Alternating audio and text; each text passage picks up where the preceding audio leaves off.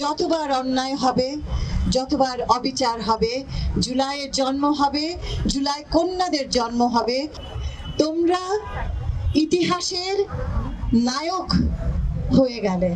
অত্যাচারের অবসান, জুলাই মানে অন্যায়ের অবসান, জুলাই মানে নতুন যুগের সূচনা, জুলাই মানে কন্যাদের, মেয়েদের সম্মান, মাথা উঁচু করে দাঁড়াবার সময়। জুলাই মানে আমি ভয় পাবো না, জুলাই মানে আমি প্রতিবার ফিরে ফিরে আসব। যতবার অন্যায় হবে, যতবার অবিচার হবে, জুলাইয়ের জন্ম হবে, জুলাই কন্যাদের জন্ম হবে এবং তারা ফিরে ফিরে আসবে। আগামী দিনে তোমরা যে ইতিহাস তৈরি করলে, তোমরা ইতিহাস তৈরি করনি, তোমরা ইতিহাস হয়ে গেলে। তোমরা ইতিহাসের নায়ক হয়ে গেলে।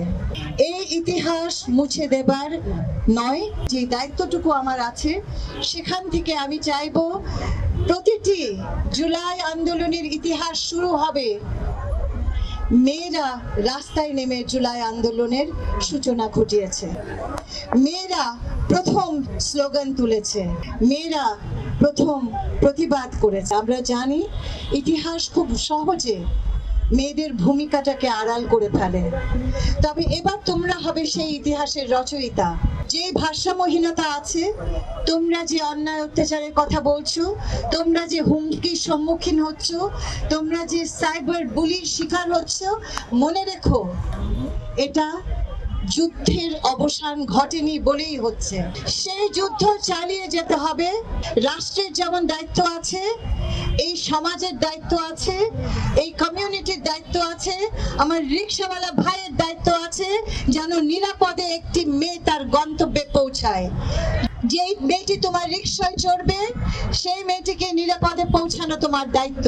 যে পাড়ার আমি একটি তরুণ, আমার দায়িত্ব এই পাড়াটাতে প্রত্যেকটা শিশুর জন্য নিরাপদ করা, প্রত্যেকটা নারীর জন্য নিরাপদ করা। প্রতিষ্ঠিত করব আমার সার্বভৌমত্ব। আমি আমার নিজেকে রক্ষা করব, আমি সেই শক্তি অর্জন করব। তোমরা সমাজে যে প্রতিকূলতা সম্মুখীন হও, সেটার অতিক্রম করার প্রয়োজনে যা যা করা দরকার আমার মন্ত্রণালয় করা শুরু করবে। তোমাদের পাড়াকে বাঁচানো, তোমাদের শিশুকে নিরাপদ রাখা, এই সবটুকুর জন্য তোমাদেরকে যে শক্তি অর্জন করতে হবে সেটা আমরা শুরু করব। কিন্তু এই 54 বছরের ইতিহাস বলে দেয় শুধু রাষ্ট্র যে পারে না।